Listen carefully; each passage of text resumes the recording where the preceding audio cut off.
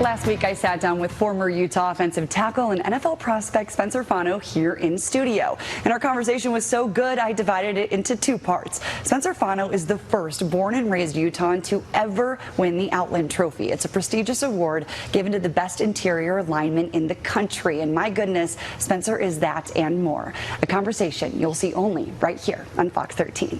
We talked about your growth. We talked about ending on a kind of a high note here.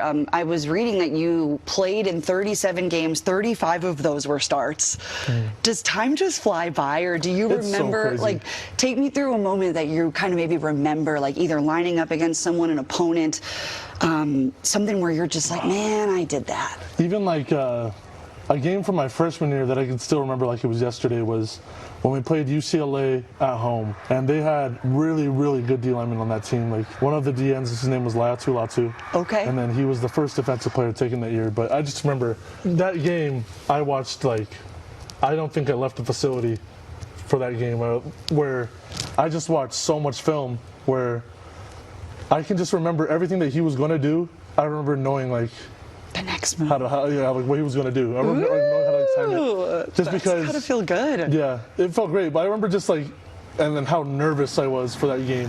Yeah. I remember I couldn't sleep because how nervous I was for that game. You were young too. I was 18. Yeah. I was 18, which is crazy to think about. But yeah, like there's little games like that where I can remember like it was yesterday. Yeah. I think one of the big things you talked about was putting on some size, so then it allowed you to feel confident to be stronger, right? But there was also a little Spencer at one point who pursued football. Can you tell me how you even got onto the gridiron to make this your life, man? Yeah, like we were talking about a little bit earlier, I have a few uncles that played in the NFL, so just as a little kid I always wanted to be like them, you know, following their footsteps. But my dad actually put me into football in kindergarten. Oh, hey, Dad. Yes.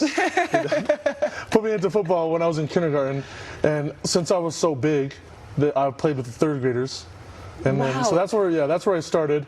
I didn't really know how to play football back then. I would just hit everybody, my teammates included, and so they would just, you know, my coach just put me in there and was like telling me which color jersey to go after, and then slowly I started becoming, you know, smarter as a human being. Yeah, of course. And I knew what I was doing.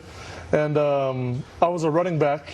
No way. Yeah, all until high school, I was a running back, which a lot of people don't know. Now you know. Yeah, now you know. Heard it and here. then high school, that's when they first told me to put my hand in the dirt, which at first was like, I was like, dang it, you know, because everyone wants the ball. Everyone wants the ball. Everyone wants to score. But in high school is when my head coach, Coach Stokes, told me to put my hand in the dirt, which is where that started off. And yeah, he was a bit of an O-line coach himself. Okay, so he taught me a lot of. He taught me like a lot of the basics, and gained a love of just hitting people from then on. Okay. Yeah. Yeah. So you've learned to love. Yeah. The attack. Yeah. Does that make sense? Yeah. Or just, yes, exactly. Learn to love the attack. Well, I mean, I don't know. Yeah. But I will have to say, I got to ask you about playing alongside, I mean, not alongside, but with your brother. That's pretty cool. It's awesome. That you guys both kind of have your own thing, but also are both rooting and doing the same thing at the same time. What was that like having Logan on the team? It's so cool. It's so cool. And I think most of us, or especially this year, because we were both team captains this year, where you would see me, I was on one side of the field just like yelling, singing, you know, just trying to get the offense going, and then, you know, I can hear my brother doing the same thing on the other side. Okay. It's so cool, just knowing that, like, just because I know him so well as a person, and just how we, ever since we were little kids, were like running the ladder. You know, we ran up hills just together, and then seeing us be able to perform as kids. Yeah, as kids, and then seeing us being able to perform at the college level together and do all the things that we talked about as little kids has been really special. Do you lead the like choo stuff? Oh, that was him. That was Logan. Okay, yes. That was Logan. Yeah. And what were you doing? Or you're just hyping him up? I'm just hyping him up. Okay. He led the Utah Melee.